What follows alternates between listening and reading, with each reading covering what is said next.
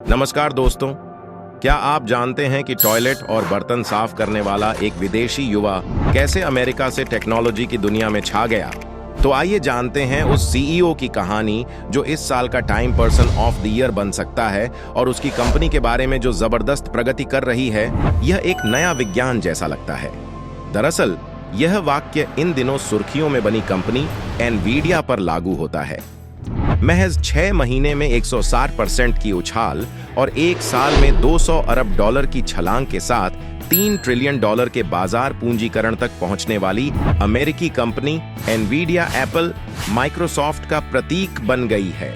1993 में जब इसकी स्थापना हुई तो दोनों शब्दों को जोड़ दिया गया। एनवी का मतलब नेक्स्ट विजन है, जैसा कि कंपनी के संस्थापक सदस्यों क्रिस मलाचौस्की, कर्टिस प्रीम और जेनसन हुआंग ने लिखा था जब उन्होंने इस विचार के लिए फाइल बनाई थी।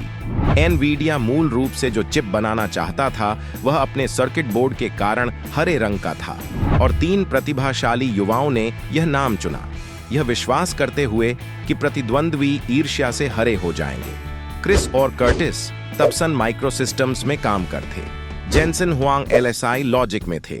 जेनसन हुआंग नए सपने के मुख्य चालक थे और उन्हें ही सीईओ बनाया गया था।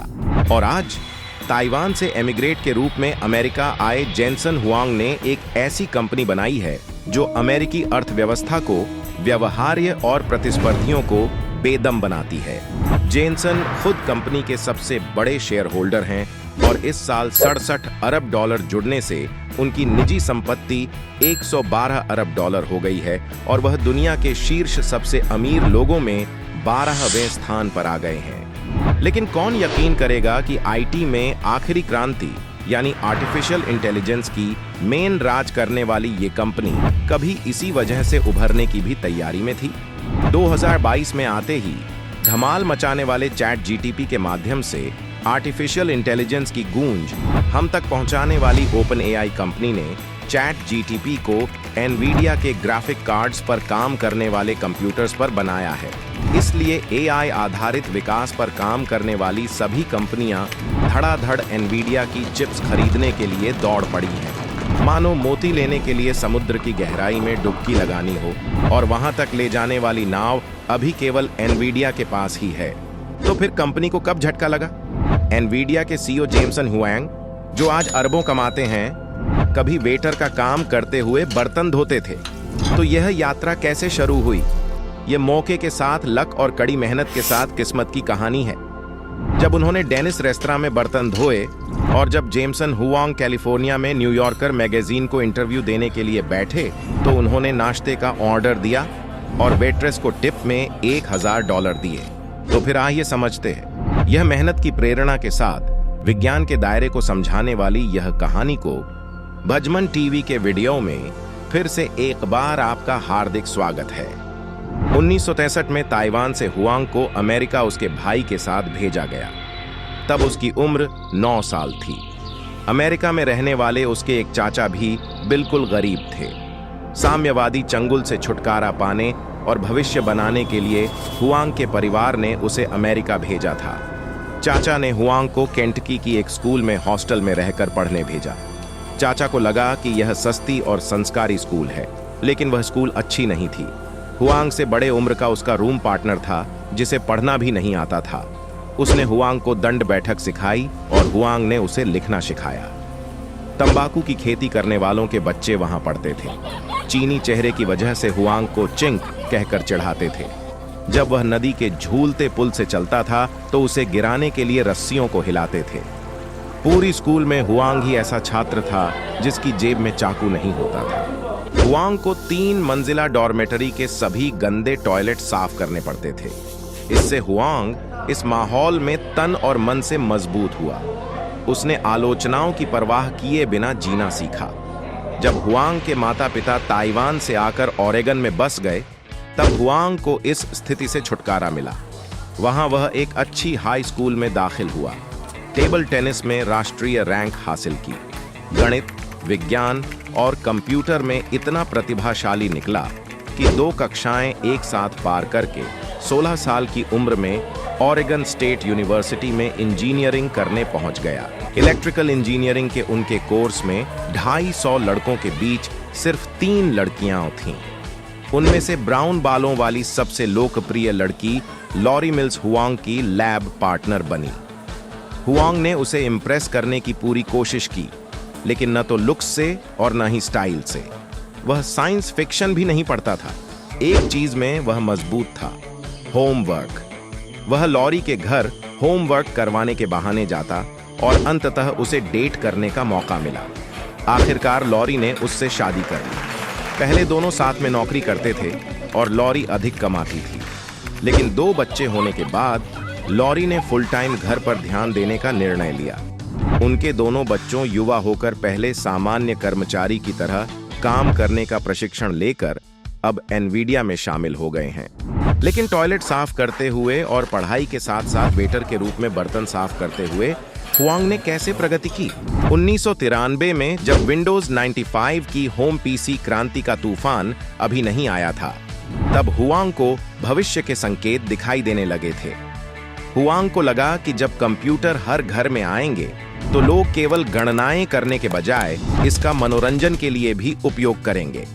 इस बात को ध्यान में रखते हुए उन्होंने वीडियो गेम्स की ओर रुख किया। वीडियो इमेज, म्यूजिक, मूवमेंट्स आदि को आसानी से संभालने के लिए ग्राफिक कार्ड बनाने का व्यवसाय शुरू करने के उद्देश्य से उन्होंने एनवीडिया कंपनी की स्थापना की। NV1 नाम से चिप बनाई, लेकिन माइक्रोसॉफ्ट के हार्डवेयर डिजाइन में वह फिट नहीं हुई। वह फ्लॉप हो गई। दूसरा वर्जन बनाया जो थोड़ा ठीक ठाक रहा। उसमें भी जापान की बड़ी गेम कंपनी सेगा का कॉन्ट्रैक्ट मिला, लेकिन अपेक्षित काम पूरा नहीं हुआ।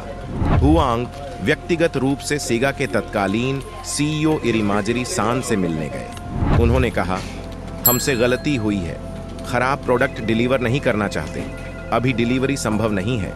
ये सच्चाई है।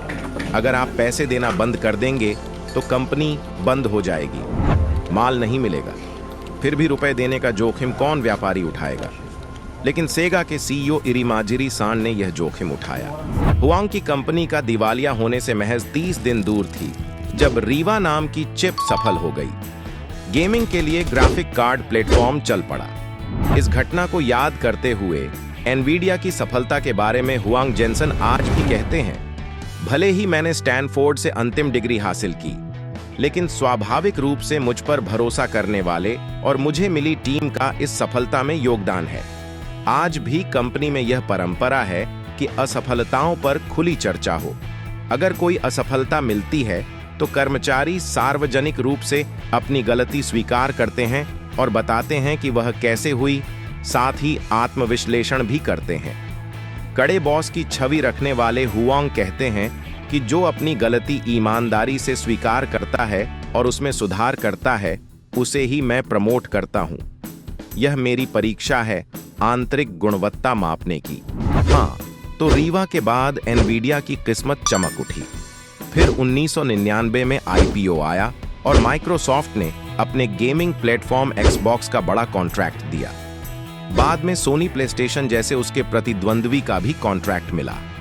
नासा जैसी स्पेस एजेंसी से लेकर ओडी, टोयोटा, टेस्ला जैसी कार कंपनियां भी एनवीडिया की चिप्स ग्राफिक कार्ड का उपयोग करने लगीं। फोर्ब्स ने 2007 में कंपनी ऑफ द ईयर घोषित किया, लेकिन इसके बाद थोड़े असफलता के दौर भी आए। IBM के साथ समझौते में भारी रकम चुकानी पड़ी। कुछ मैन्युफैक्चरिंग डिफेक्ट्स के मामले भी सामने आए। पहले इंटेल के साथ प्रतिस्पर्धा थी, फिर दूसरी कंपनियां आईं और वर्तमान में AMD एनवीडिया का निकटतम प्रतिद्वंद्वी माना जाता है। ग्राफिक कार्ड से आगे बढ़ते हुए एनवीडिया ने अपने नाम के अनुसार दूसरों को ईर्ष्या करने वाला नेक्स्ट विजन अपनाते हुए CPU के मुकाबले GPU बनाना शुरू किया। ग्राफिक प्रोसेसिंग यूनिट एक साथ वीडियो, ऑडियो रेंडरिंग के अलावा एडिटिंग, 3D इमेजिंग सब कुछ कर सकने वाली चिप। हाल ही में अमेरिकी वैज्ञानिक डेविड ब्लैकवेल के नाम पर माइक्रो आर्किटेक्चर चिप ब्लैकवेल की घोषणा की। कंप्यूटर मानव मस्तिष्क जैसे मल्टी लेयर न्यूरॉन नेटवर्क तरह है। अब आपका फोन फोटो प्रोसेस करके उसका नाम पहचान सकता है। यह करामात GPU की है। जब एक साथ कई प्रोसेस चल रही होती हैं, तो फोन या लैपटॉप हैंग या गर्म हो जाते हैं। यही मल्टीटास्किंग को स्मूथ बनाने का काम जीपीयू करता है। एनवीडिया के आधुनिक स्पेसक्राफ्ट जैसे हेडक्वार्टर में सभी को खुश रखने के लिए खेलकूद से लेकर सोने तक की सुविधाएं हैं, लेकिन हर गतिविधि पर एआई की बारीक नजर होती है। जटिल प्रक्रियाओं को विभाजित करके सफलता प्राप्त करने में एनवीडिया की तकनीक वर्तमान में सबसे अग्रणी है। ड्राइवरलेस कार का सपना भी इसके बिना संभव नहीं है। चाहे एलोन मस्क हों या जेफ बेजोस, मार्क जुकरबर्ग हों या बिल गेट्स, सभी एनवीडिया के ग्राहक हैं। आर्टिफिशियल इंटेलिजेंस तो जीपीयू के बिना संभव ही नहीं है। जेम्स हुआंग कहते हैं कि हमारे भाव रातों रात नहीं बढ़े, 30 साल की तपस्या के बाद यह शिखर मिला है। मैं $0 बिलियन ड्रीम में विश्वास करता हूं। ऐसी प्रोडक्ट बनाओ जिसका कोई प्रतियोगी ही ना हो, लेकिन इसलिए उसके कोई ग्राहक भी नहीं होंगे। तुम्हें जोखिम लेकर उन्हें खड़ा करना पड़ेगा। इसके लिए तुम्हारा फंडामेंटल विजन भी स्ट्रांग होना चाहिए। केवल मनोबल नहीं, तकनीक से प्रोडक्ट देना होगा। मेरे पास एक ही सुपर पावर है पढ़ाई के समय से, वह है होमवर्क। मैं पक्का होमवर्क करके ही चुनौती लेता हूं। मैं आशा करता हूं कि भजमन टीवी की यह वीडियो को आप भरपूर लाइक और शेयर करेंगे। आप लोगों के प्यार भरे कमेंट का तहे दिल से शुक्रिया। तो फिर मिलते हैं अगली इंटरेस्टिंग वीडियो में।